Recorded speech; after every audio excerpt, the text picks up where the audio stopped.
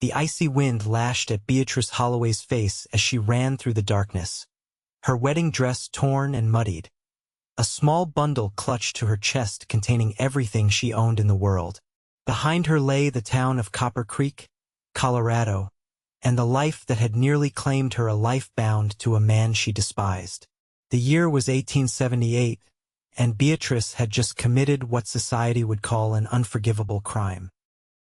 She had fled from the altar, leaving behind Franklin Whitmore, the wealthy mine owner who was 30 years her senior and had purchased her hand in marriage from her debt-ridden father.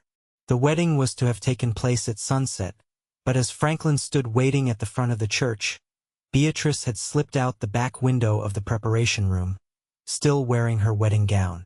The mountain trails were treacherous in the gathering darkness. Beatrice had no plan beyond escape, no destination beyond away. Her father had died 3 months ago, leaving behind nothing but debts and an arrangement with Franklin that had felt like a death sentence to 20-year-old Beatrice. The thin satin slippers she wore were no match for the rocky terrain. One caught on a root, sending her tumbling down a short embankment. She landed hard, knocking the wind from her lungs. For a moment, she lay still, listening to the sounds of the wilderness around her. No voices calling her name, no lanterns bobbing in the distance. Perhaps they believed she would return on her own once she realized the folly of her actions. They didn't know Beatrice Holloway. She pushed herself up, wincing at the pain in her ankle. Her dress was beyond saving now, the expensive fabric torn and stained. Good. Let it be ruined. She had never wanted it in the first place. The temperature dropped as night settled fully over the mountains. April in Colorado was unpredictable, and tonight the air carried the bite of lingering winter. Beatrice hugged herself, trying to generate warmth. Her bundle contained only a change of clothes, a small pouch with the few coins she had managed to save, and a locket containing a portrait of her mother, who had died when Beatrice was just a child. She limped forward, having no choice but to continue. Going back was unthinkable. Franklin's gentle facade had slipped more than once during their brief engagement, revealing a controlling and cruel nature that terrified her. He had spoken of how he would mold her into the perfect wife, how he would break her willfulness. The wind picked up, and with it came the first drops of rain. Beatrice sobbed once in frustration, then pressed on. The pine trees offered some shelter, but not enough. Within minutes, she was soaked to the skin, her teeth chattering uncontrollably. The rain became a downpour. Through the curtain of water, Beatrice spotted a faint glow in the distance. A window, a cabin, shelter. Hope giving her new strength, she stumbled toward the light. It was dangerous, she knew, to approach a stranger's home, especially alone at night. But freezing to death was a certainty if she remained outside. The cabin was small but solid, with smoke curling from the stone chimney. Beatrice hesitated at the edge of the clearing, gathering her courage. Then she approached the door and knocked, her hand trembling. The door swung open almost immediately, and Beatrice found herself face to face with a tall man holding a rifle. His features were obscured in the shadows cast by the lantern hanging behind him, but she could make out broad shoulders and a stance that suggested he was ready for trouble. "What in God's name?" His voice was deep with a slight drawl. Beatrice tried to speak, but her teeth were chattering too hard. She stood there, dripping and shivering, probably looking like a ghost in her ruined white dress. The man lowered his rifle. "Miss, are you hurt?" She managed to shake her head. He stepped back, opening the door wider. "Well, come in before you freeze to death." Beatrice hesitated only a moment before stepping inside. The warmth of the cabin enveloped her immediately, making her realize just how cold she had been. "Stand by the fire," the man said, setting his rifle against the wall. "I'll get you something dry." The cabin was simple but tidy. A stone fireplace dominated one wall, with a cooking pot hanging over the flames. A rough-hewn table with 2 chairs stood in the center. A bed was tucked into one corner with a trunk at its foot. Shelves lined with books, jars, and tools covered another wall. Beatrice moved to the fire, extending her hands toward the heat. She watched as the man rummaged through the trunk, eventually pulling out a wool blanket and what looked like a shirt and trousers. "They'll be too big, but they're dry," he said, holding them out to her. In the firelight, she could see his face clearly for the first time. He was younger than she had initially thought, perhaps in his late 20s.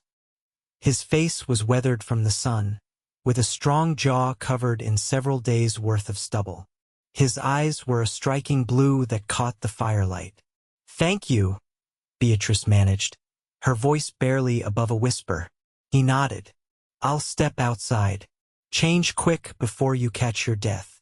True to his word, he went out into the rain, closing the door behind him. Beatrice stood frozen for a moment, unable to believe her luck.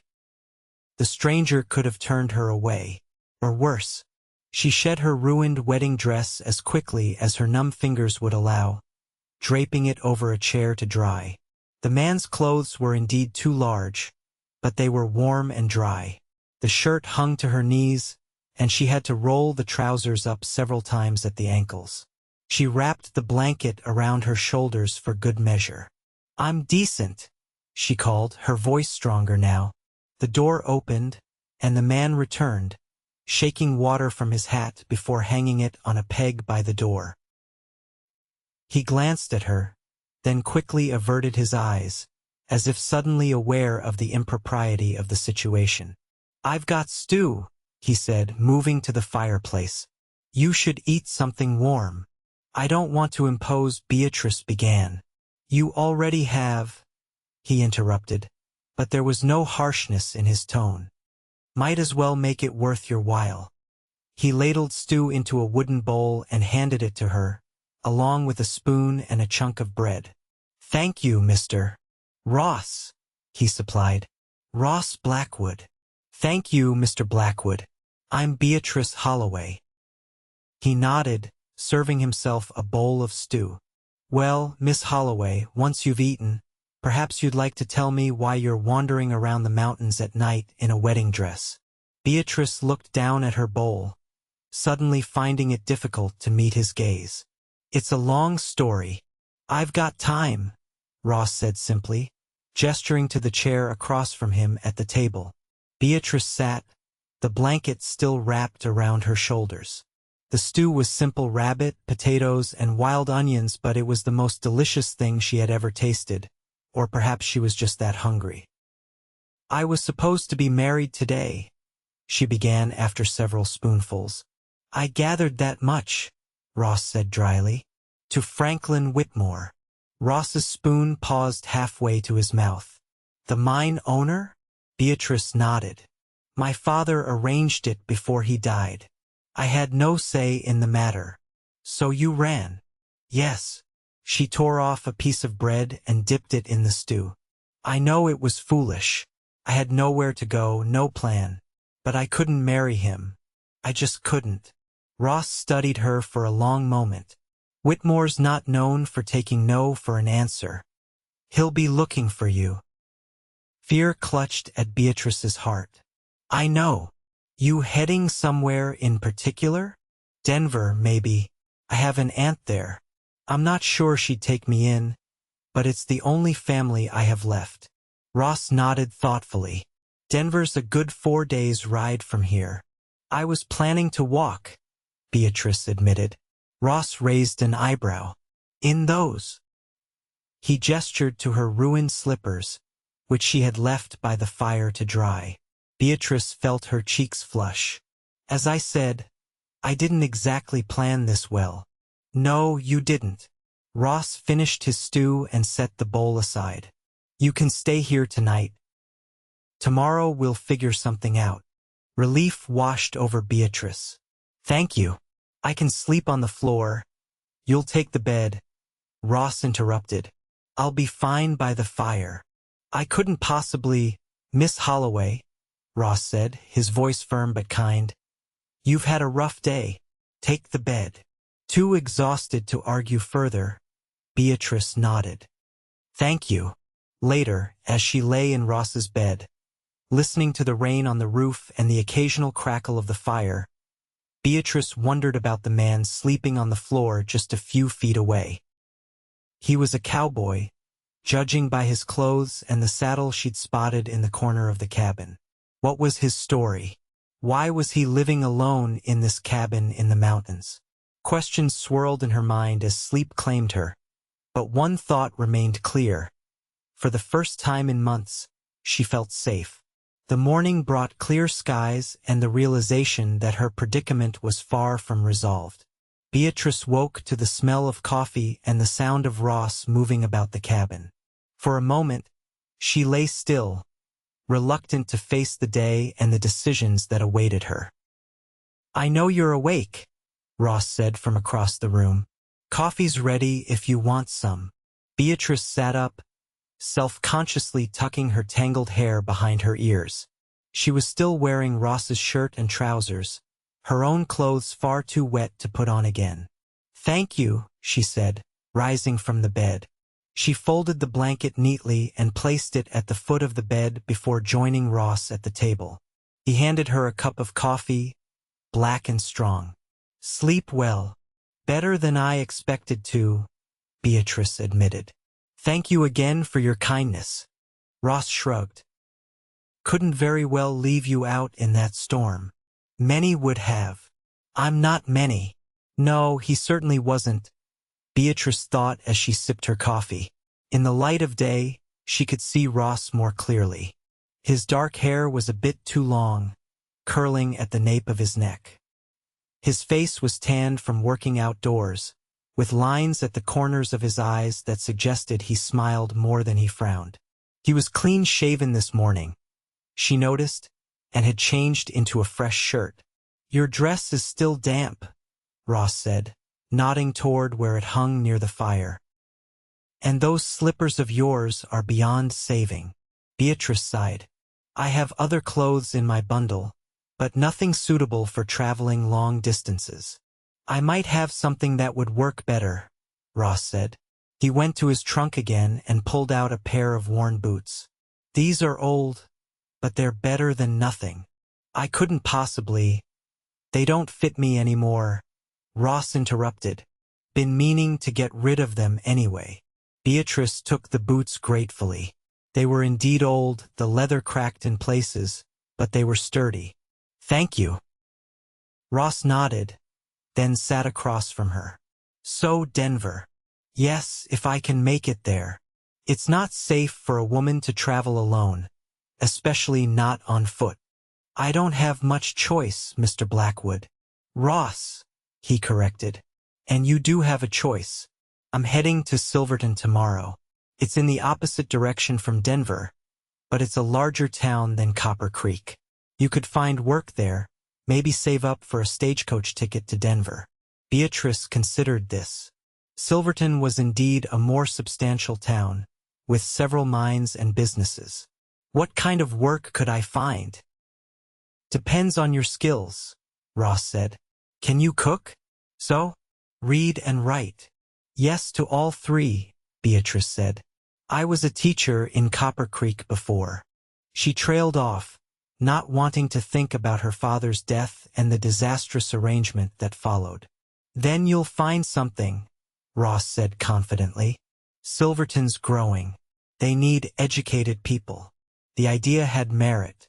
In a larger town, she might blend in more easily, become just another face in the crowd.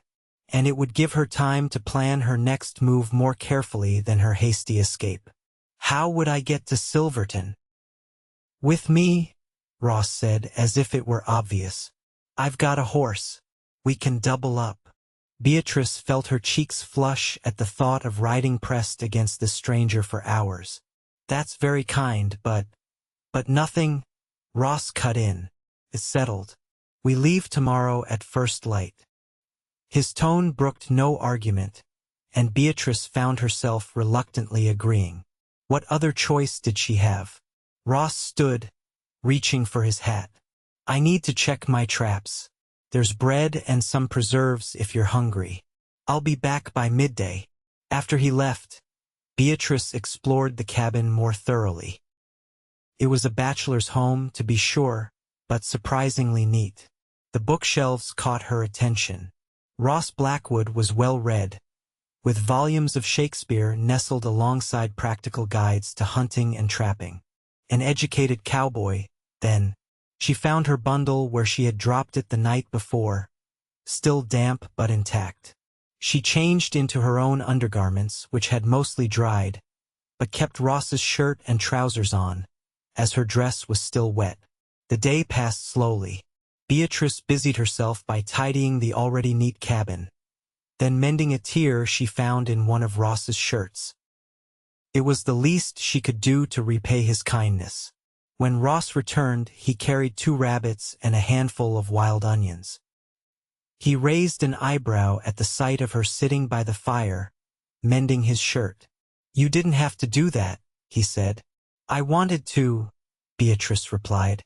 It's little enough in return for your help.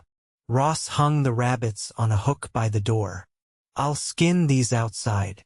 I can help prepare them, Beatrice offered. I'm quite good at cooking game. Ross looked surprised but nodded. All right then.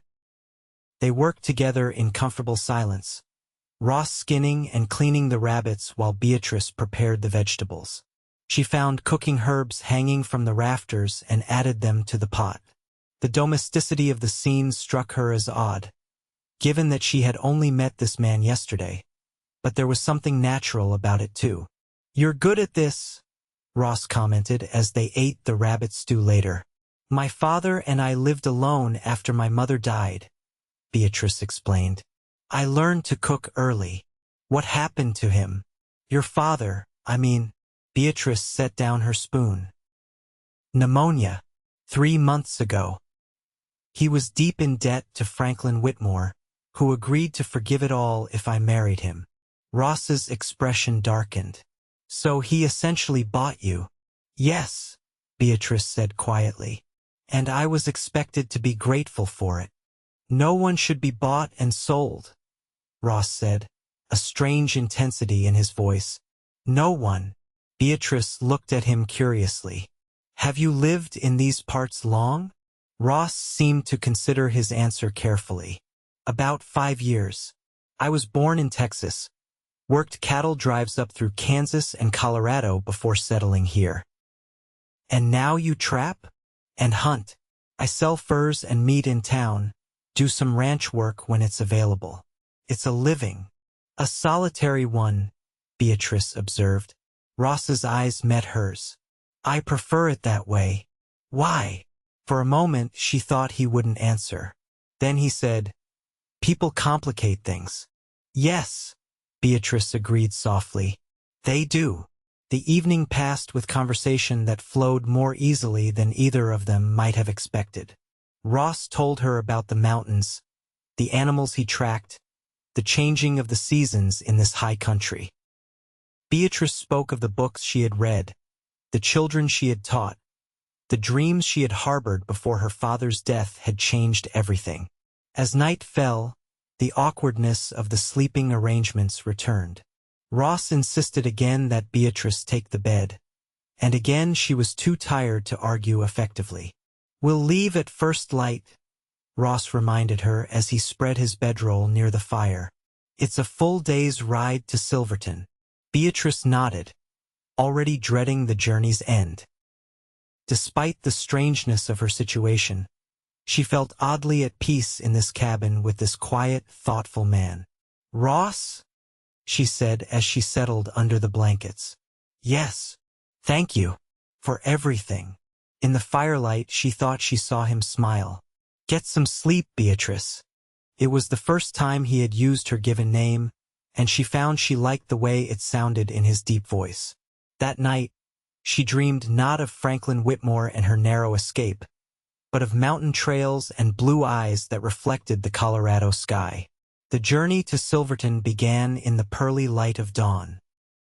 Ross's horse, a a sturdy buckskin gelding named Buck, seemed unperturbed by the prospect of carrying 2 riders. Beatrice wore her own dress now, dried and somewhat presentable, with Ross's old boots and a borrowed coat that enveloped her small frame. "Ever ridden before?" Ross asked as he adjusted the saddle. "A little," Beatrice admitted, "though never for a full day." Ross nodded. "You'll be sore by evening, but we'll take breaks." He held out his hands to help her mount. "Up you go." With his assistance, Beatrice settled in the saddle. Ross swung up behind her with practiced ease. She was acutely aware of his chest against her back, his arms on either side of her as he took the reins. "Ready?" he asked, his breath warm against her ear. Beatrice nodded, not trusting her voice. They set off down the mountain trail, Ross guiding Buck with gentle pressure from his knees and quiet commands. The morning was cool but promised a warm spring day ahead. Birds called from the pine trees, and once, a deer bounded across the path in front of them, startling a laugh from Beatrice. "You like animals?" Ross asked. "I do," Beatrice said. "In Copper Creek, I had a cat, but I had to leave her behind." "What was her name?" "Athena. She was very dignified." Ross chuckled. "Sounds like a fitting name." As the sun climbed higher, they talked about inconsequential things, favorite foods, childhood memories, the changing landscape around them. Beatrice found herself relaxing against Ross, the initial awkwardness of their close proximity fading as the miles passed beneath Buck's steady hooves. They stopped at midday by a small stream to rest and water the horse. Ross produced bread, cheese, and apples from his saddlebags, and they sat on sun-warmed rocks to eat. "Tell me about Silverton," Beatrice said. "What kind of place is it?" "Rough around the edges," Ross admitted. "It's a mining town, so there are plenty of saloons and not many churches. But there are decent folks there too. Families. A school, I believe." "Do you think they need a teacher?" Ross considered this. "Possibly. If not, the hotel always needs help, and there's a dressmaker who might take on an assistant." Beatrice nodded, trying to picture herself in this new place. Would she find safety there? A new start? "You're worried," Ross observed. "Wouldn't you be in my position?" "Yes," he agreed. "But you're stronger than you give yourself credit for. You ran from a situation most women would have accepted as their fate. That takes courage." His words warmed her more than the spring sunshine. "Thank you for saying that." They continued their journey after the brief rest. The trail wound through forests and across meadows bright with wildflowers. As they rode, Ross pointed out landmarks and shared stories of his encounters with the wildlife that called these mountains home. "Have you ever thought of settling in a town?" Beatrice asked during one of these tales. "Having a more conventional life?" Ross was quiet for a moment. "Once," he finally said. "A long time ago." "What changed your mind?" "War has a way of changing a man's perspective on things," he said quietly. "You fought in the war?" Beatrice asked, turning slightly to see his face. "Confederate cavalry," Ross confirmed. "Not something I'm proud of now, but at the time, I thought I was doing my duty." "You were young," Beatrice said gently. "Too young to understand what I was fighting for," Ross agreed. "Afterward, I couldn't go home. Too many memories, too many ghosts. So I headed west, like countless other restless souls." "And found peace in these mountains?" "Something like that," Ross said. "Though peace might be too strong a word. More like a truce with my past." Beatrice understood that feeling all too well. Wasn't she seeking her own truce, her own fresh start? As the afternoon waned, the trail began to descend. In the distance, Beatrice could make out buildings nestled in a valley. Silverton. The sight filled her with both hope and dread. Hope for a new beginning, dread at parting from the man who had become her unlikely protector. We'll reach town before dark, Ross said. I know a respectable boarding house where you can stay tonight. The owner, Mrs. Peebles, is a good woman. She'll help you get situated. You seem to know a lot about a town you don't live in, Beatrice observed. I come in to trade every few weeks, Ross explained. And I worked at the Silver Bell mine for a while before taking up trapping full-time. As they drew closer to Silverton, the trail widened into a proper road. They began to pass other travelers' wagons loaded with supplies, miners returning from claims, a couple on horseback who nodded politely as they passed. Beatrice felt exposed suddenly, aware of curious glances. She was a stranger, riding double with a man known to the locals but clearly not her husband or brother. What would they think? What would they say? Ignore them, Ross murmured, seeming to sense her discomfort. Small towns run on gossip, but it fades quick enough when something more interesting comes along. Silverton proved to be larger than Beatrice had expected, with several streets of businesses and homes spreading out from a central square. The Silver Bell mine dominated the landscape to the north, its operations continuing despite the approaching evening. Ross guided Buck down the main street, past saloons already noisy with the day's end, a general store with its porch crowded with loungers, a barber shop, and finally to a two-story clapboard house with a neat sign reading Peebles Boarding House. Here we are, Ross said, dismounting and then helping Beatrice down. Her legs felt wobbly after the long ride, and she stumbled slightly. Ross caught her arms, steadying her. For a moment, they stood close, his hands warm through the fabric of her sleeves. Thank you, Beatrice said softly. Ross cleared his throat and stepped back. Let's get you settled. Mrs. Peebles was indeed a good woman, a plump, cheerful widow in her 50s, who took one look at Beatrice's travel-worn appearance and clucked sympathetically. You poor dear, you look exhausted, she said, ushering Beatrice inside while Ross tied Buck to the hitching post. Ross Blackwood, you've ridden this girl half to death by the looks of it. She's tougher than she appears, Ross said, following them into the tidy parlor. I'll be the judge of that, Mrs. Peebles retorted good-naturedly. Now, what's the situation here? Ross explained briefly that Beatrice was seeking work in Silverton, omitting the details of her flight from an unwanted marriage. Mrs. Peebles listened, her shrewd eyes taking in Beatrice's borrowed boots and the way she clutched her small bundle of possessions. Well, you're welcome here as long as you need, my dear, Mrs. Peebles said when Ross finished. I've a lovely room at the back of the house, very quiet, and as it happens, I've been looking for help with the cooking and cleaning. The boarding house is getting to be too much for these old bones.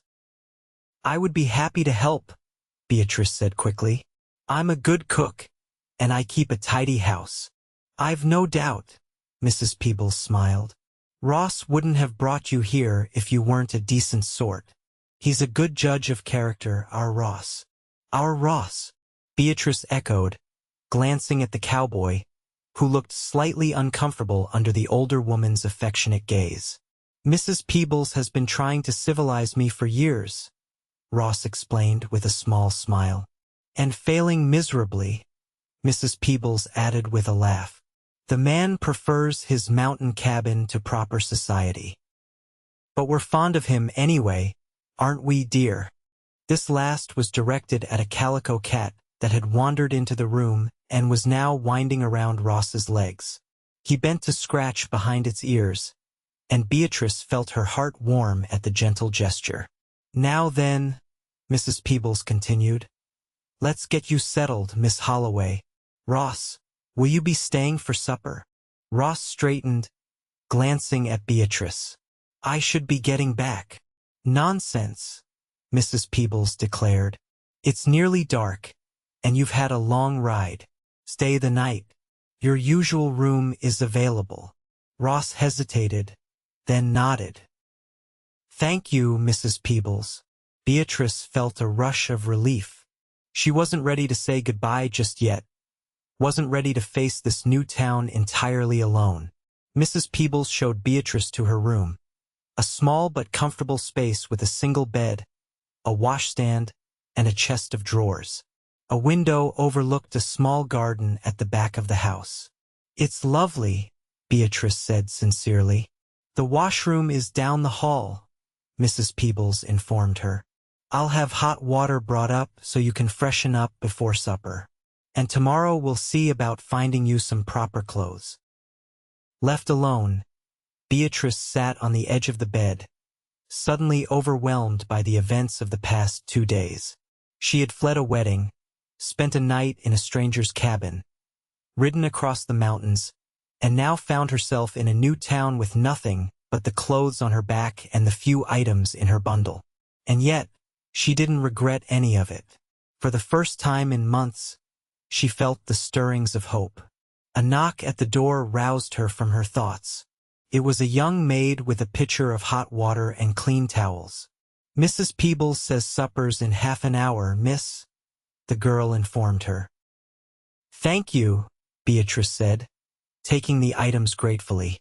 She washed away the dust of the trail, combed her hair as best she could with her fingers, and straightened her dress. It was far from perfect, but it would have to do. At least Ross's boots were practical, if not fashionable. When she descended to the dining room, she found Mrs. Peebles, Ross, and 3 other boarders, 2 middle-aged men who worked at the mine and a young woman who, as Mrs. Peebles explained, was the assistant at the millinery shop. "Everyone, this is Miss Beatrice Holloway," Mrs. Peebles announced. "She'll be staying with us and helping around the boarding house." There were nods of greeting all around. Ross pulled out a chair for Beatrice, next to his own. The gesture was simple but courtly, and it didn't escape Mrs. Peebles's notice, judging by her raised eyebrows. Supper was a hearty affair: roast beef, potatoes, fresh bread, and apple pie for dessert.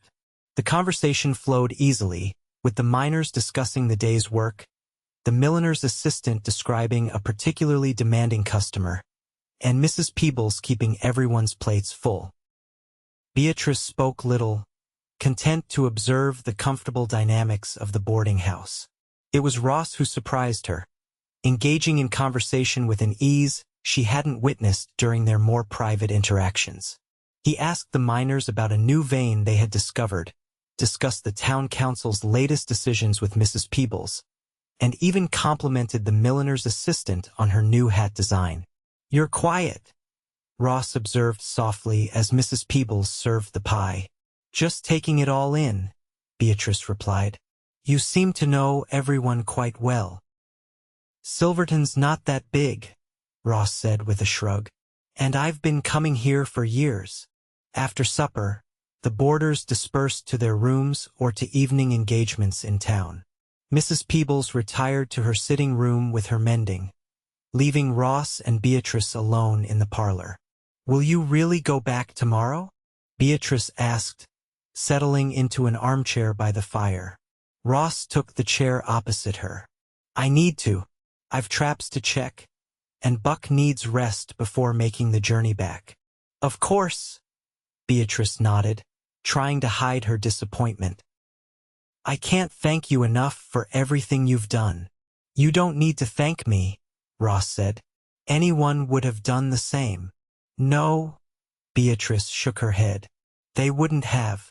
You took in a stranger, fed her, clothed her, brought her to safety. That's not anyone, Ross. That's you." In the firelight, she thought she saw a flush creep up his neck. "Well," he said gruffly, "you needed help. I had help to give. Simple as that." But it wasn't simple, and they both knew it. Something had formed between them during their brief acquaintance, a connection, a understanding, perhaps even the beginnings of friendship. "Will you come back to Silverton soon?" Beatrice asked. "I usually come every few weeks to trade," Ross said. "Sooner if I need supplies." "I'll be here," Beatrice said softly. "Working for Mrs. Peebles, at least for now." Ross nodded, his eyes meeting hers. "Good. That's good." The grandfather clock in the corner chimed 9, breaking the moment. Ross stood. I should turn in. Morning comes early. Yes, of course. Beatrice rose as well. Good night, Ross. Good night, Beatrice. She watched him climb the stairs, his tall figure disappearing around the corner at the top. Tomorrow he would leave, returning to his solitary cabin in the mountains, and she would begin her new life here in Silverton. The thought filled her with a strange melancholy. But she had survived worse, Beatrice reminded herself. She had escaped a loveless marriage, crossed the mountains with nothing but the clothes on her back, and found safety thanks to the kindness of a stranger. She would make this work. She had to. With that resolve, she headed to her own room, ready to face whatever tomorrow might bring. The weeks that followed were a blur of activity for Beatrice. True to her word, Mrs. Peebles took her under her wing, providing not only employment but also a small salary that allowed Beatrice to purchase a few necessities: proper clothing, toiletries, even a journal to record her thoughts. The work at the boarding house was hard but satisfying. Beatrice rose early each morning to help prepare breakfast for the boarders, then spent the day cleaning rooms, doing laundry, and assisting with the cooking. In the evenings, she often sat with Mrs. Peebles in the parlor, mending or reading aloud from the newspaper. Silverton proved to be just as Ross had described it: rough around the edges but with a strong community at its core. The townspeople were initially curious about the newcomer, especially one who had arrived with Ross Blackwood, who was known as something of a loner. But Beatrice's quiet competence and pleasant manner soon won them over. 2 weeks after her arrival, an opportunity arose that seemed tailor-made for Beatrice. The schoolteacher, Mrs. Wilkins, was expecting a child and had been searching for an assistant who could eventually take over her duties during her confinement. You'd be perfect for it, Mrs. Peebles declared when she heard about the position. You said you were a teacher in Copper Creek, didn't you? Yes, but that was different. Beatrice hesitated. I only taught the younger children, and it was a much smaller school. Nonsense. Mrs. Peebles waved away her concerns. Teaching is teaching, and wouldn't you rather be doing that than scrubbing floors at my boarding house? So it was that Beatrice found herself walking to the Silverton schoolhouse one bright Monday morning, her heart racing with nervous anticipation. Mrs. Wilkins turned out to be a kind, practical woman in her 30s whose condition was just beginning to show. Mrs. Peebles speaks very highly of you, Mrs. Wilkins said after Beatrice had introduced herself, and we're desperate for help. The school board has been dragging its feet on finding a replacement for when the baby comes. I'd be happy to assist in any way I can, Beatrice assured her. Wonderful, Mrs. Wilkins beamed. You can start tomorrow. The children are a handful, but they're good at heart. Most of them, anyway. The next day, Beatrice stood before 25 curious faces ranging in age from 6 to 16. The schoolhouse was a single room with rows of desks facing a blackboard, a pot-bellied stove in the corner, and windows that let in the spring sunshine. Children, this is Miss Holloway, Mrs. Wilkins announced. She's going to be helping us from now on, and you will show her the same respect you show me. Is that understood? A chorus of yes, Mrs. Wilkins filled the room, though Beatrice noted a few skeptical expressions among the older boys. Teaching came back to her naturally. By the end of the week, she had learned all the children's names, assessed their various skill levels, and begun to establish her own gentle but firm authority. She continued to help at the boarding house in the evenings and on weekends, but her days were now filled with the rewarding challenge of education. And through it all, she thought of Ross. She found herself glancing toward the window whenever a horse passed by on the street, hoping to catch a glimpse of a buckskin gelding and its tall rider. Each time the bell above the door of the general store jingled, she looked up expectantly, only to be disappointed.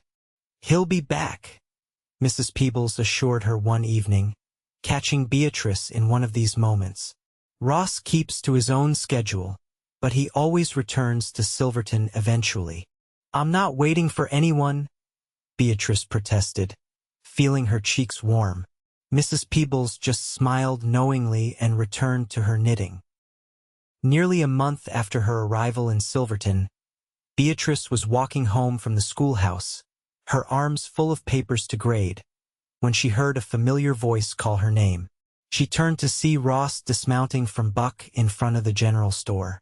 Her heart leapt embarrassingly in her chest. Ross! He approached, looking much as she remembered him, tall, broad-shouldered, his face tanned from the sun. But he had trimmed his hair and beard, and his clothes, while still practical, were noticeably cleaner than the trail-worn attire she had first seen him in. You look well, he said, taking in her neat dress and the way she had styled her hair in a simple but becoming knot at the nape of her neck. As do you, Beatrice replied, suddenly shy. How have you been? Good, Ross nodded. Busy. The spring trapping was successful. They stood there for a moment, neither quite knowing what to say next. Then Ross gestured to the papers in her arms. Mrs. Peebles mentioned in her letter that you're teaching now. Mrs. Peebles wrote to you? Beatrice asked, surprised. Ross looked slightly embarrassed. I asked her to let me know how you were settling in. The thought that he had been concerned enough to inquire after her welfare warmed Beatrice deeply. That was kind of you. Are you heading back to the boarding house? Ross asked. I can walk with you if you'd like. I would like that, Beatrice said softly. They fell into step together, Ross shortening his stride to match hers. As they walked, Beatrice told him about her new position at the school, the children she was teaching, and the community she was gradually becoming a part of. You seem happy, Ross observed. I am. Beatrice realized it was true. Happier than I've been in a long time. I'm glad, Ross said simply, but the warmth in his voice suggested he meant it sincerely. At the boarding house, Mrs. Peebles greeted Ross like a long-lost son, insisting he stay for supper and making a great fuss about having his usual room prepared. Beatrice watched their interaction with amusement, seeing a side of Ross she hadn't fully appreciated before his patient tolerance of Mrs. Peebles's mothering, the way he gently teased her about her new spectacles, his insistence on carrying a heavy tray for her despite her protests that she was perfectly capable. That evening, after a hearty meal that featured Ross's contribution of fresh venison, the boarders again dispersed, leaving Ross and Beatrice alone in the parlor once more. How long will you stay this time? Beatrice asked, trying to keep her tone casual. A few days, Ross replied. I have some business to attend to in town. Oh, Beatrice raised an eyebrow. What kind of business? Ross hesitated, then said, I'm considering buying a piece of land just outside of town. There's a small homestead for sale, nothing fancy, but it has good water and enough pasture for a few horses. You're thinking of moving closer to Silverton? Beatrice couldn't hide her surprise or her pleasure at the idea. Maybe, Ross said noncommittally. It would make trading easier, and winters in the high country can be hard. That sounds practical, Beatrice nodded, though she wondered if there might be more to it than that. I thought I might look at it tomorrow, Ross continued. If you're not teaching, perhaps you'd like to come along? Give me a woman's perspective. Beatrice felt a flutter of excitement at the invitation. I'd like that very much. Tomorrow is Saturday, so I'm free. Good? Ross smiled, a genuine smile that lit up his usually serious face. I'll arrange for a horse for you. We'll make a day of it. The next morning dawned clear and warm. Beatrice wore her best riding skirt, borrowed from Mrs. Peebles but altered to fit her smaller frame, and a simple blouse. She had twisted her hair into a practical braid, knowing they would be riding in the open air. Ross was waiting for her in front of the boarding house, buck saddled and ready beside a gentle-looking bay mare. "This is Daisy," Ross introduced the mare as he helped Beatrice mount. "She belongs to the livery stable, but she's a good mount for a lady." Beatrice settled into the saddle, grateful that this time she wouldn't have to ride pressed against Ross's chest, though a small part of her almost missed that proximity. They rode out of Silverton, following a winding road that led through meadows bright with wildflowers. The mountains rose majestic in the distance, still capped with snow despite the warm spring weather. "It's beautiful here," Beatrice observed. "Different from Copper Creek?" Ross asked. "The mountains are similar, but the feeling is different," Beatrice tried to explain. "Copper Creek always felt constrained, somehow, like the mountains were closing in rather than watching over." Ross nodded thoughtfully. "Places take on the character of the people who inhabit them, I think." They rode for about an hour before Ross pointed ahead to a small cluster of buildings nestled in a protected valley. "That's it there." As they drew closer, Beatrice could make out a modest cabin, a barn, and what looked like a chicken coop. A small stream ran along one edge of the property, and beyond it, a meadow stretched toward a stand of aspen trees. "It's lovely," Beatrice said sincerely. "The previous owner was a widower," Ross explained as they dismounted in front of the cabin. "He decided to move back east to live with his daughter after his wife passed last winter." The cabin was simple but solid, with 2 rooms, a main living area with a fireplace and kitchen space, and a smaller bedroom. The furnishings were sparse but serviceable. A table with 4 chairs, a rocking chair by the fireplace, a bed frame without a mattress in the bedroom. "It needs work," Ross acknowledged as they explored. "But the bones are good." "It has potential," Beatrice agreed. She could already envision how it might look with curtains at the windows, a quilt on the bed, shelves filled with books, the kind of touches that turned a house into a home. They checked the barn next, which had stalls for 4 horses and a small hayloft above. The chicken coop was in need of repair, but as Ross pointed out, that was a simple enough task. "What do you think?" he asked as they walked along the stream afterward. "Honestly," Beatrice considered her answer carefully, "I think it's a good investment. Close enough to town for convenience, but far enough for privacy. The land is fertile, the water is good, and the buildings are sound. With some care, it could be a wonderful home." Ross studied her face for a moment, then nodded. "I think so too." They spread a blanket by the stream for lunch bread, cheese, and apples that Mrs. Peebles had packed for them. As they ate, they talked about the possibilities the property presented. "You could raise horses," Beatrice suggested. "You have a good eye for them, from what I can tell." "I've thought about that," Ross admitted.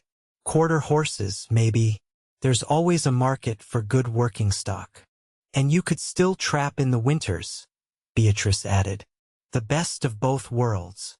Ross looked at her curiously. "You understand that, don't you?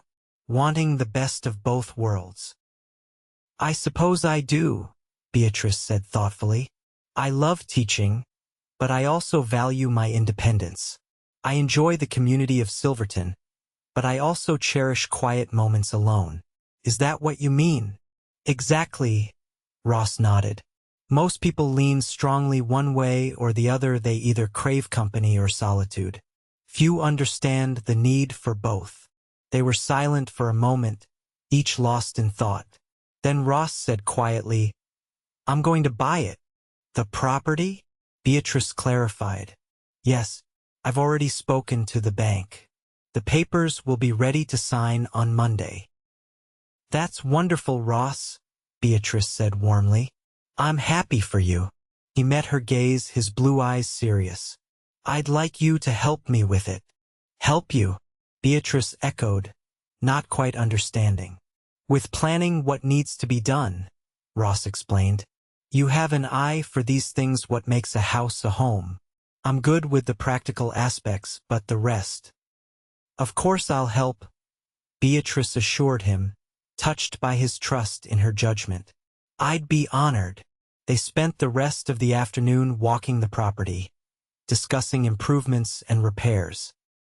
By the time they mounted their horses for the ride back to Silverton, Beatrice felt invested in the little homestead and its future. As they rode, a comfortable silence settled between them. Beatrice found herself stealing glances at Ross, wondering about this complex man who lived alone in the mountains, but was now purchasing a home closer to town, who seemed content with solitude, yet valued her opinion enough to include her in his plans. "What are you thinking?" Ross asked, catching one of her glances. Beatrice decided on honesty. "I'm thinking that you're not what I expected when I first knocked on your cabin door that night. Is that good or bad?" Ross's expression was unreadable. "Good," Beatrice said softly. "Definitely good." The smile that spread across Ross's face was like the sun breaking through clouds, transforming his usually serious countenance. In that moment, Beatrice felt something shift between them, a deepening of the connection that had been forming since that stormy night. By the time they returned to Silverton, the sun was low in the sky, casting long shadows across the town. Ross helped Beatrice dismount outside the boarding house, his hands lingering at her waist a moment longer than necessary. "Thank you for today," he said. "Your input was valuable." "Thank you for including me," Beatrice replied. "It was a lovely day." They stood there for a moment, neither wanting to end the day just yet. Finally, Ross said, "I should take the horses back to the livery. Will you come for supper?" Beatrice asked. "I wouldn't miss it," Ross assured her. As she watched him lead the horses away, Beatrice was struck by a realization. In just over a month, her life had transformed completely. She had fled one future and stumbled into another, far brighter one. And at the center of that transformation was a quiet cowboy who had offered her nothing but a blanket and bread on a stormy night. The days that followed brought a new rhythm to Beatrice's life. Ross stayed in Silverton for a week, finalizing the purchase of the homestead and beginning the most urgent repairs. Each day after school, Beatrice would find him waiting for her, ready to take her to the property to seek her opinion on some aspect of the renovation. They planted a small vegetable garden together, Ross turning the soil while Beatrice carefully placed seeds in the freshly turned earth. They repaired the chicken coop, with Beatrice holding boards steady while Ross hammered. They scrubbed the cabin's floors and walls, working side by side in companionable silence or easy conversation. And each evening, they would return to town, dusty and tired but satisfied with the day's progress, to share supper at the boarding house where Mrs. Peebles watched their growing closeness with barely concealed delight. It was during this time that Beatrice began to acknowledge the feelings that had been growing within her. What had started as gratitude toward a kind stranger had evolved into friendship, respect, and now, something more. Something that made her heart race when Ross helped her down from Daisy's back. Something that warmed her cheeks when their hands brushed while working. Something that kept her awake at night thinking of blue eyes and gentle smiles. But she kept these feelings to herself, uncertain if Ross shared them, unwilling to risk the easy companionship they had established. Perhaps he saw her only as a friend, a fellow outsider in Silverton who understood his need for both connection and solitude. On Ross's last day in town, they rode out to the homestead one final time. The week's work had transformed the place. The cabin gleamed with fresh whitewash inside and out. The garden was planted, the chicken coop repaired, and the barn cleared of years of accumulated clutter. "It already looks like a different place," Beatrice observed as they stood in front of the cabin, surveying their work. "It does," Ross agreed. "Thanks to you." "I hardly did anything," Beatrice protested. "You did all the heavy lifting." "You did more than you know," Ross said quietly. "You gave it purpose." Beatrice looked at him questioningly, but he didn't elaborate. Instead, he led her to the stream where they had shared lunch that first day. Another blanket was spread on the grass, but this time, A more elaborate meal awaited them: fried chicken, potato salad, fresh bread, and even a cherry pie, all packed carefully in a basket. "Mrs. Peebles outdid herself," Beatrice said, settling on the blanket. "Actually, I arranged this," Ross admitted, sitting beside her. "I wanted to thank you properly for all your help this week." "You didn't have to do that," Beatrice said, touched by the gesture. "I wanted to," Ross insisted. "Besides, I leave tomorrow." This is a proper goodbye. The reminder of his departure dampened Beatrice's spirits. "Back to your mountain cabin?" "For now," Ross nodded. "There's still work to be done there, and I need to bring my things down to the homestead before I can move in permanently." "When will that be?" "A month, maybe 2, Ross estimated. "I want to be settled before winter." "A month or 2. Beatrice tried not to show her disappointment. "Well, the homestead will be waiting for you." "And you?" Ross asked, his voice softer. "Will you be waiting too?" The question hung in the air between them, weighted with meaning. Beatrice met his gaze, seeing vulnerability there that she had never noticed before.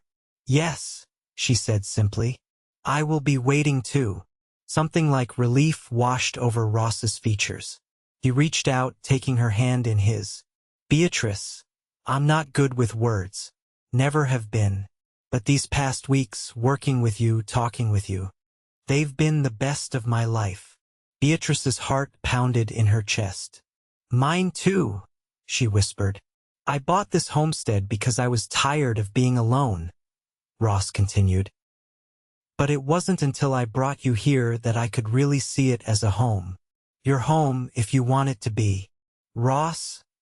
Beatrice breathed, hardly daring to believe what she was hearing. "I'm not asking for promises," Ross hurried to add. "I know we haven't known each other long, and you're building a life in Silverton, a good one. I wouldn't want to take you away from that, but maybe when I return we could court properly. See where this leads." Tears pricked at Beatrice's eyes. "I would like that very much." Ross's face broke into that rare, transformative smile. "Really? Really?" Beatrice affirmed. "I felt it too, Ross. This connection between us. I just wasn't sure if you felt the same." "I do," Ross said firmly. "More than I can say." He leaned forward slowly, giving her time to pull away if she wished. But Beatrice didn't pull away. Instead, she closed the distance between them, meeting his lips with her own. The kiss was gentle, tentative at first, then deepening as they both surrendered to the feelings they had been harboring. Ross's hand came up to cup her cheek, his touch reverent. When they finally broke apart, both were breathless. "I've wanted to do that for weeks," Ross admitted, his voice husky. "Why didn't you?" Beatrice asked, her hand still in his. "I didn't want to presume," Ross explained. "You've been through so much, running from one man who wanted to possess you. I didn't want you to think I was like him." "You could never be like Franklin," Beatrice assured him. "You're the opposite of everything he is. You gave me freedom when I needed it most. You never asked for anything in return." "I'm asking now," Ross said softly. "I'm asking for a chance, Beatrice. A chance to court you properly when I return. A chance to see if what we've started here could grow into something lasting. You don't need to ask." Beatrice smiled through tears of happiness. "The answer is yes. It has been since that night you opened your door to a stranger in a ruined wedding dress." They shared another kiss, this one less hesitant, full of promise and hope. Then they turned to the meal Ross had arranged, eating and talking as the afternoon sun warmed the little valley. They spoke of the future cautiously, leaving room for uncertainty, but with an underlying current of excitement. As the day waned and they prepared to return to town, Ross took Beatrice's hand once more. "I have something for you," he said, reaching into his pocket. He withdrew a small wooden box, carved with a simple pattern of leaves. Inside, nestled on a bed of cotton, was a silver pendant in the shape of a mountain range, hanging from a delicate chain. "Ross, it's beautiful," Beatrice gasped. "I had it made in town," Ross explained, "to remind you of how we met, and as a promise that I'll return." "I don't need reminding," Beatrice said softly as Ross fastened the necklace around her throat. "But I'll treasure it all the same." The pendant rested just above her heart, cool against her skin, a tangible reminder of the connection they shared, of the future they were cautiously beginning to envision together. The next morning, Beatrice stood with Mrs. Peebles on the porch of the boarding house, watching as Ross prepared Buck for the journey back to his mountain cabin. He had already loaded the gelding with supplies from the general store, carefully packed to balance the load. "You take care of yourself up there," Mrs. Peebles instructed, her tone brisk to hide the emotion beneath. "And don't be a stranger. That homestead won't fix itself." "Yes, madam," Ross nodded, a small smile playing at his lips. "I'll be back before you know it." Then he turned to Beatrice. They had said their private goodbyes earlier, away from curious eyes, but this public farewell was important too. "Miss Holloway," Ross said formally, tipping his hat, "it's been a pleasure." "The pleasure was mine, Mr. Blackwood," Beatrice replied, matching his tone but unable to keep the warmth from her eyes. "Safe travels." Ross mounted Buck with practiced ease. He looked down at Beatrice one last time, his expression softening. "Remember what I said." Beatrice's hand went to the pendant at her throat. "I will." With a final nod, Ross turned Buck toward the mountain trail and rode away. Beatrice watched until he was just a speck in the distance, then a bit longer until he disappeared around a bend in the trail. "Well," Mrs. Peebles said, putting an arm around Beatrice's shoulders, "that's a man worth waiting for if ever I saw one." Beatrice smiled, her heart full despite the ache of separation. "Yes, he is." The weeks that followed tested Beatrice's patience. She threw herself into her teaching, taking on more responsibilities as Mrs. Wilkins's pregnancy advanced. She continued to help at the boarding house in the evenings, finding comfort in the routine and in Mrs. Peebles's motherly presence. And on weekends, she often rode out to the homestead, checking on the garden, airing out the cabin, and sometimes just sitting by the stream, imagining the future. News of Ross came occasionally, a letter delivered by a passing trapper, a message relayed by a miner who had encountered him in the high country. He was well, these communications assured her. He was preparing for his move, settling his affairs in the mountains. June turned to July, and the heat of summer settled over Silverton. The garden at the homestead flourished under Beatrice's care, yielding vegetables that she shared with Mrs. Peebles and the other boarders. The school term ended, giving Beatrice more free time, which she divided between helping Mrs. Wilkins prepare for the next term and continuing her work at the boarding house. And always, she wore Ross's pendant, a constant reminder of his promise to return. It was on a sweltering afternoon in late July that Beatrice, sitting on the boarding house porch with a book, looked up to see a familiar figure riding down the main street of Silverton. Her heart leapt as she recognized Ross astride Buck, leading a packhorse laden with what appeared to be all his worldly possessions. She stood, the book forgotten in her lap, as Ross spotted her and changed direction, heading straight for the boarding house. He looked different somehow. His hair was neatly trimmed, his clothes clean and well-fitted. But it was the expression on his face that truly transformed him, a mixture of joy, relief, and something else, something that made Beatrice's heart race. Ross dismounted in front of the porch, his eyes never leaving Beatrice's face. "Hello," he said simply. "Hello," Beatrice replied, suddenly shy despite the letters they had exchanged, despite the promises they had made. "You're still here," Ross said, as if he had half expected her to have vanished during his absence. I said I would be, Beatrice reminded him gently. The door of the boarding house opened, and Mrs. Peebles emerged, her face lighting up at the sight of Ross. Well, look what the cat dragged in. Ross Blackwood. As I live and breathe. Ross turned to greet her, accepting her enthusiastic embrace with good grace. Mrs. Peebles, you're looking well. Better than you, I'd wager. Mrs. Peebles retorted, though her eyes twinkled. You look like you haven't slept in days.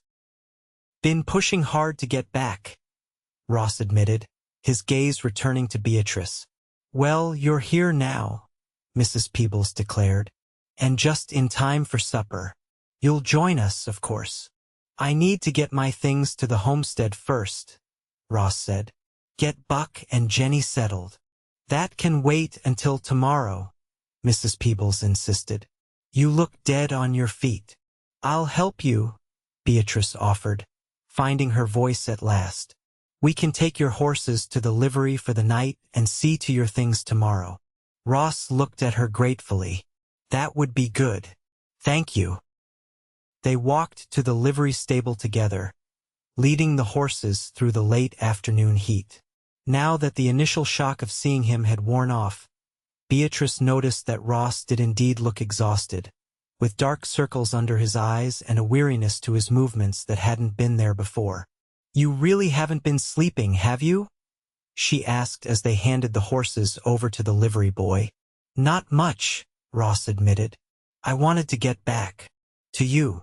The simple admission warmed Beatrice's heart. I'm glad you're here. So am I, Ross said, his gaze holding hers. More than I can say. They walked back to the boarding house side by side, not touching but close enough that their arms occasionally brushed. There was so much to say, yet neither seemed ready to break the comfortable silence that had settled between them. Supper that evening was a lively affair, with the other boarders peppering Ross with questions about his mountain cabin and his plans for the homestead. Ross answered patiently, though Beatrice could see the fatigue in his eyes growing as the meal progressed. After the dishes were cleared, Mrs. Peebles shooed everyone out of the dining room. Ross needs rest, not an interrogation, she declared. There'll be plenty of time for questions tomorrow. Left alone in the parlor once more, Ross and Beatrice sat in the same chairs they had occupied during their previous evenings together. The familiarity of it was comforting, as if no time had passed at all. I missed this, Ross said quietly. Sitting with you at the end of the day. I missed it too, Beatrice admitted. The homestead has been so empty without you. You've been going out there? Ross asked, his expression softening. Every weekend, Beatrice nodded. The garden is doing well, and I've been airing out the cabin, keeping it ready. For me? Ross asked, a hint of vulnerability in his voice. For us? Beatrice corrected gently. If that's still what you want. Ross leaned forward, taking her hands in his. It's all I've thought about, Beatrice. Coming back to you, to the home we started to build together. If you'll have me, I want to court you properly. And eventually, if you'll have me, I want to make you my wife. Tears welled in Beatrice's eyes at the sincerity in his voice. I want that too, Ross. All of it. Ross's hands tightened around hers. I know it hasn't been long, and I don't want to rush you, especially after what you ran from. But I need you to know that my intentions are honorable, that I want to build a life with you, not just a moment. I never doubted that, Beatrice assured him. From the moment you opened your door to me, I knew you were a good man, and every day since has only confirmed it. Ross smiled, the fatigue in his eyes momentarily replaced by joy. I don't deserve you. You do, Beatrice insisted. We deserve each other, Ross. We deserve the happiness we've found together. The next morning, they rode out to the homestead together.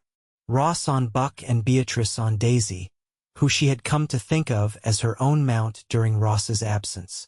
The pack horse, Jenny, followed behind, still laden with Ross's possessions.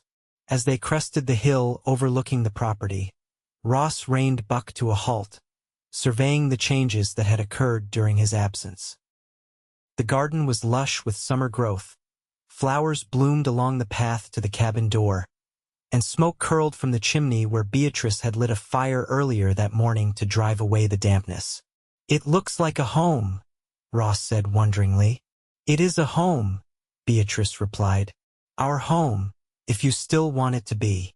Ross turned to her, his expression solemn. "I want that more than anything." They spent the day settling Ross into the homestead. Beatrice had already cleaned and prepared the cabin, so it was simply a matter of finding places for Ross's belongings, his books, his tools, the few mementos he had kept from his life before Colorado. Among these was a tintype photograph of a young man in a Confederate uniform, his face eerily similar to Ross's own. "My brother," Ross explained when he caught Beatrice looking at it. "Thomas. He died at Gettysburg." "I'm sorry," Beatrice said softly, understanding now another piece of the sorrow Ross sometimes carried. "It was a long time ago," Ross said, setting the photograph on the mantelpiece. "But I carry him with me still." By evening, the homestead felt truly inhabited for the first time. They sat together on the porch as the sun set, watching the mountains turn gold, then pink, then purple in the fading light. "What happens now?" Beatrice asked, her head resting comfortably on Ross's shoulder. "Now we court," Ross said simply. "I'll call on you at the boarding house, take you to church on Sundays, walk you home from the schoolhouse. All the things proper folks do." "And improper folks?" Beatrice asked with a small smile. Ross chuckled. "They find moments like this, alone together, watching the sunset." "I like both versions," Beatrice decided. "The proper and the improper." "As do I," Ross agreed, pressing a kiss to the top of her head. "As long as they're with you." The courtship of Beatrice Holloway and Ross Blackwood became the talk of Silverton that summer and fall. They were seen together at church, at town socials, walking along the main street deep in conversation. Ross called at the boarding house each evening, much to Mrs. Peebles's delight, and often accompanied Beatrice to and from the schoolhouse when the new term began.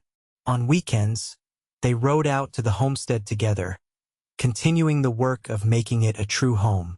Ross built shelves for Beatrice's growing collection of books, a proper henhouse for the chickens they would soon acquire, and a garden bench where they could sit together in the evening. Beatrice planted flowers, hung curtains she had sewn herself, and filled the cabin with small touches that transformed it from a simple dwelling to a place of warmth and comfort. As autumn painted the aspen trees gold and orange, their courtship deepened.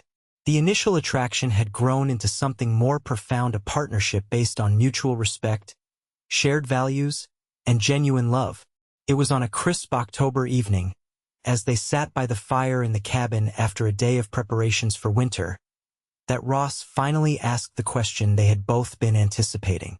"Beatrice," he began, his voice uncharacteristically nervous, "I know we haven't known each other long, by some standards, but I feel like I've known you all my life, or at least all the parts of it that matter." Beatrice set aside her mending, her heart racing as she recognized the seriousness in his tone. Ross took her hands in his. "I love you. I think I've loved you since that first night, when you stood at my door in that ruined wedding dress, too proud to beg but desperate enough to ask. You were the bravest person I'd ever met." Tears welled in Beatrice's eyes. "I love you too, Ross, more than I ever thought possible." Ross reached into his pocket and withdrew a small box. Opening it, he revealed a simple gold ring set with a single pearl. "It was my mother's," he explained. "I sent for it when I went back to the mountain cabin. My father gave it to her when they had nothing but each other and dreams of a better future." "It's beautiful," Beatrice whispered. "Beatrice Holloway?" Ross said solemnly. "Will you marry me? Will you make this home truly ours? Share my name? Build a life with me?" "Yes," Beatrice said without hesitation. "Yes, Ross, I will marry you."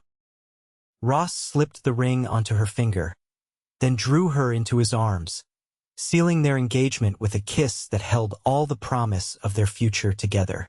They were married on a bright November morning in the Silverton church, with Mrs. Peebles weeping joyfully in the front pew and the entire town in attendance.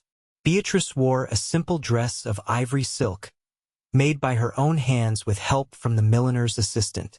Ross wore a new suit, looking handsome and slightly uncomfortable in the formal attire. "I now pronounce you husband and wife," the pastor declared. "You may kiss your bride." As Ross's lips met hers, Beatrice reflected on the journey that had brought her to this moment. 6 months ago, she had fled from a wedding, running blindly into the night with nothing but the clothes on her back and a desperate hope for freedom. Now she stood at another altar, this time of her own choosing, with a man who had offered her nothing but a blanket and bread when she needed it most, and everything his heart could give ever since. They rode to the homestead after the ceremony, now officially their home as husband and wife. A small celebration awaited them there, a few close friends from town, a feast prepared by Mrs. Peebles, and music provided by a miner who played the fiddle with surprising skill. As twilight fell and the guests departed, Ross and Beatrice stood on the porch of their home, his arm around her waist, her head on his shoulder. "Happy?" Ross asked softly. "More than I ever imagined possible," Beatrice replied honestly. "When you knocked on my door that night," Ross mused, "I never thought it would lead to this." "Nor did I," Beatrice agreed. "But I'm grateful every day that it did." Ross turned to her, his expression serious. "I promise you, Beatrice Blackwood, that I will spend the rest of my life trying to deserve the trust you placed in me that night. I will never try to own you or break your spirit. I want only to walk beside you, to build this life together. And I promise you," Beatrice replied, "that I will never take for granted the freedom you've given me, the respect you've shown me, the love you've offered me. I choose you, Ross, today and every day to come." As the first stars appeared in the darkening sky, they sealed their promises with a kiss. Standing on the threshold of the home they had created together, a sanctuary built on trust, respect, and love that had begun with nothing more than a blanket and bread on a stormy night. 5 years later, Beatrice stood on that same porch, watching as Ross taught their 4-year-old son, Thomas, to ride his first pony. The little boy sat proudly on the gentle creature, his father's hand steady on his back. "Look, Mama," Thomas called. "I'm riding." "I see you, sweetheart," Beatrice called back, shifting the baby in her arms for a better view. Little Rebecca, just 6 months old, gurgled happily, her blue eyes so like her father's taking in the scene. The homestead had grown along with their family. Ross had expanded the cabin, adding a proper bedroom for the children and a small study where Beatrice continued to teach during the winters when the Silverton school was closed due to snow. The garden now included an orchard of young apple trees, and a small herd of horses grazed in the pasture, the beginning of the breeding operation Ross had envisioned. Beatrice had continued teaching at the Silverton school until Thomas was born, and now divided her time between her family, occasional substitute teaching, and writing articles for newspapers as far away as Denver about life in the mining communities of Colorado. Ross had indeed found the balance he sought: connection to the community of Silverton through his horse breeding and Beatrice's teaching, and the solitude of their homestead nestled in its protected valley. He still occasionally disappeared into the mountains for a few days of hunting or fishing, but he always returned with renewed appreciation for the home and family awaiting him. Life wasn't perfect. They had weathered hardships: a harsh winter that had threatened their livestock, a fever that had nearly taken Thomas as an infant, the economic uncertainties that affected all who lived in mining country. but they had faced each challenge together, their bond only strengthening with each obstacle overcome. As Ross helped Thomas dismount and watched the boy run toward the house, his face alight with excitement to tell his mother about his adventure, Beatrice felt a now familiar wave of gratitude wash over her. "He's a natural," Ross said as he joined her on the porch, pressing a kiss to her temple before gently stroking Rebecca's downy head. "Like his mother. I seem to recall I could barely stay on Daisy when we first met." Beatrice laughed. "You learned quickly," Ross reminded her. "You always do." Thomas tugged at his father's pants. "Can we ride again tomorrow, Papa?" "We'll see, little man," Ross said, ruffling the boy's dark hair so like his own. "There's work to be done first." "I'll help," Thomas declared earnestly. "I'm strong." "That you are," Ross agreed with a smile. "Now go wash up for supper. Your mother's been cooking all afternoon." As Thomas scampered inside, Ross turned to Beatrice, taking Rebecca from her arms. The baby immediately grabbed for his beard, a favorite game. "Happy anniversary," he said softly. "You remembered," Beatrice smiled, touching the mountain pendant that still hung around her neck. "5 years today since you became Mrs. Blackwood." Ross nodded. "Best day of my life, until these little ones came along."